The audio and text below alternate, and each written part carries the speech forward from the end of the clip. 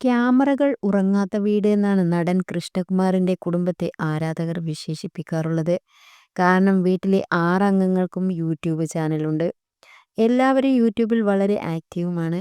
Covid കാലത്താണ് എല്ലാവരും സജീവമായി വ്ളോഗുകൾ പങ്കുവച്ച് തുടങ്ങിയത്. കുടുംബത്തിലെ ഓരോ വിശേഷവും പ്രേക്ഷകരുമായ കൃഷ്ണകുമാറും സിന്ധുവും മക്കളായ അഹാനയും ദിയയും ഇഷാനിയും ഹൻസികയുമെല്ലാം പങ്കുവെക്കാറുമുണ്ട്. താരകുടുംബമായതുകൊണ്ട് തന്നെ ഇവരുടെ ബ്ലോഗുകൾ അതിവേഗത്തിൽ ശ്രദ്ധ നേടുകയും ട്രെൻഡിങ്ങിൽ ഇടം പിടിക്കുകയും ചെയ്യും. കുടുംബത്തിലെ ഏറ്റവും പുതിയ വിശേഷം ദിയ 3 മാസം ഗർഭിണിയാണെന്നതാണ്. ഇക്കഴിഞ്ഞ സെപ്റ്റംബറിലായിരുന്നു ദിയയുടെ വിവാഹം.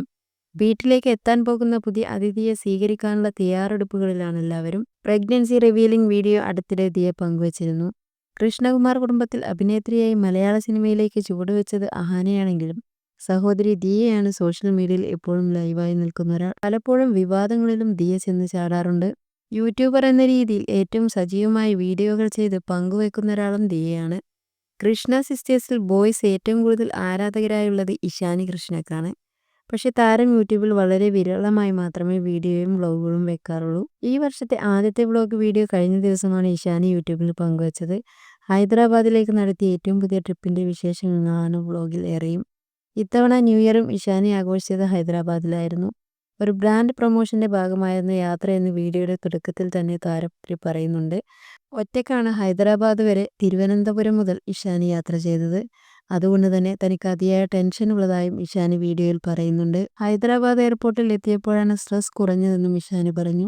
ഹൈദരാബാദിലേക്ക് ഇഷാനിക്ക് സഹായിയായി വളരെ കാലമായുള്ള സുഹൃത്ത് ദേവനിധിയും എത്തിയിരുന്നു.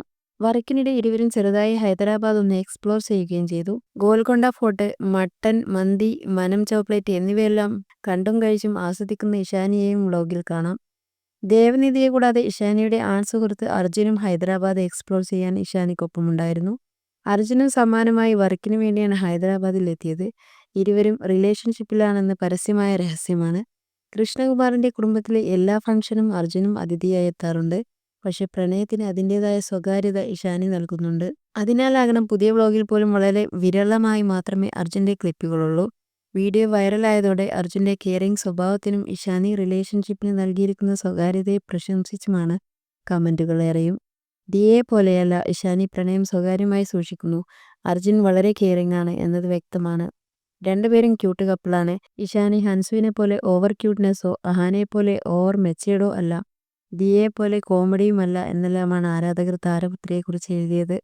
കോളേജ് കാലം മുതലാണ് അർജുനുമായുള്ള ഇഷാനിയുടെ സൗഹൃദം ആരംഭിക്കുന്നത്. ഇടയ്ക്ക് അർജുനൊപ്പമുള്ള ചിത്രങ്ങൾ ഇഷാനി സോഷ്യൽ മീഡിയയിൽ പങ്കുവെക്കാറുണ്ട്. അതുപോലെ തന്നെ അഹാനയും ഛായാഗ്രാഹകൻ നിമിഷ് രവിയും തമ്മിൽ പ്രണയത്തിലാണെന്നും ഗോസിപ്പുകളുണ്ട്.